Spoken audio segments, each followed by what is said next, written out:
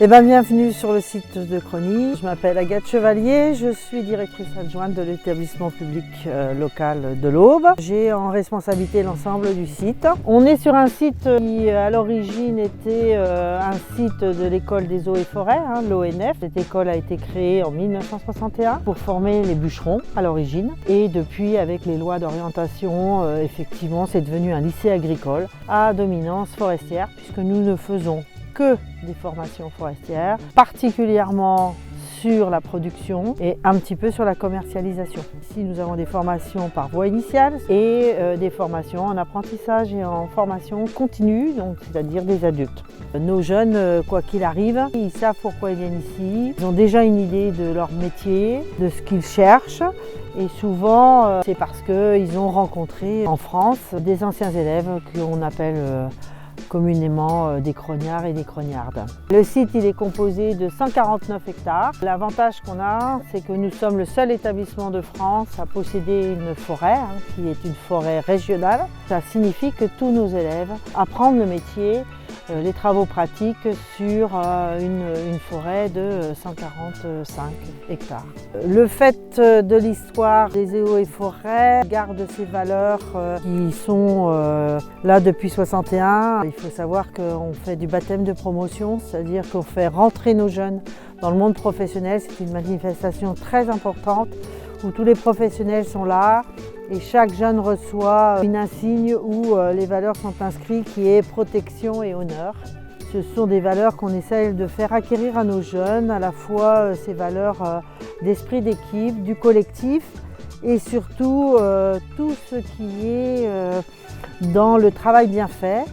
Et quand je parle de travail bien fait, c'est-à-dire toute la partie sécuritaire, puisque c'est un beau métier, mais c'est aussi un métier dangereux. Je m'appelle Lucas Blunzer, je suis enseignant au lycée forestier de Crony depuis maintenant 9 ans. Je suis spécialisé dans le bûcheronnage manuel et la sylviculture. J'ai des élèves qui sont finalement âgés de 15 ans, voire 25 ans, et quand je fais de la formation adulte, bien plus encore. Ça, c'est tout notre matériel lié à l'agroéquipement. C'est une matière qui va lier l'agricole et la forêt dans tout ce qui est partie machinisme. Et c'est les élèves aussi qui entretiennent le matériel. Dans les nouvelles acquisitions, on a ce genre de tracteur équipé avec une remorque forestière. On initie les élèves à la conduite d'engin, mais c'est pas notre cœur de métier non plus. Donc l'atelier de machinisme ici, il y a des étaux un petit peu partout. Ils réparent donc toutes les tronçonneuses, les débroussailleuses, les tracteurs, finalement tout ce qu'ils vont utiliser dans la semaine. On vient affûter en fait les machines au départ pour aller directement sur le chantier. De la tronçonneuse de sylviculture à celle de sculpture même, et puis des plus grosses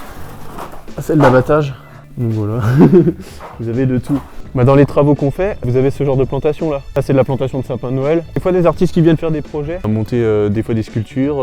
Là ils ont représenté une main qui montre le ciel. On propose ça aussi. Arboretum, vous avez des espèces forestières et des espèces ornementales. Et le but nous c'est aussi d'avoir un support de cours pour nos élèves. On peut enseigner une demi-heure sur une espèce, on va la voir directement.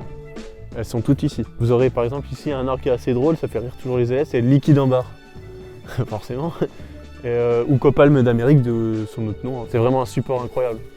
On estime pour l'instant qu'on a au moins 3000 visiteurs par an sur cette partie-là.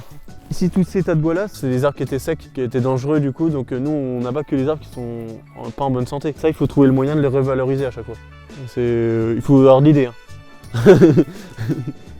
C'est pas toujours facile. C'est nous qui avons ouvert cette grotte en fait.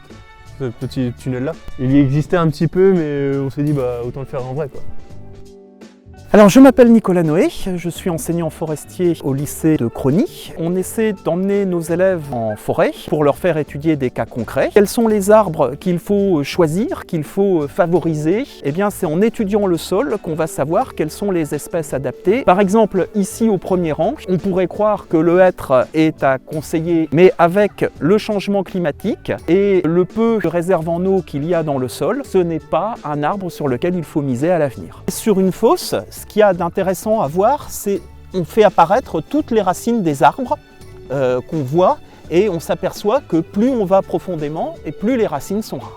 Je vais vous présenter un peu ce qu'on a fait. Donc là on a tiré avec des outils spécifiques et on arrive à obtenir des échantillons comme celui-ci. Et c'est super intéressant pour apprendre à connaître un petit peu, reconnaître les couches des sols pour savoir quelle essence pousse. Et voilà, ça nous permet après d'adapter toute la sylviculture et quelle essence on va favoriser dans ces milieux-là.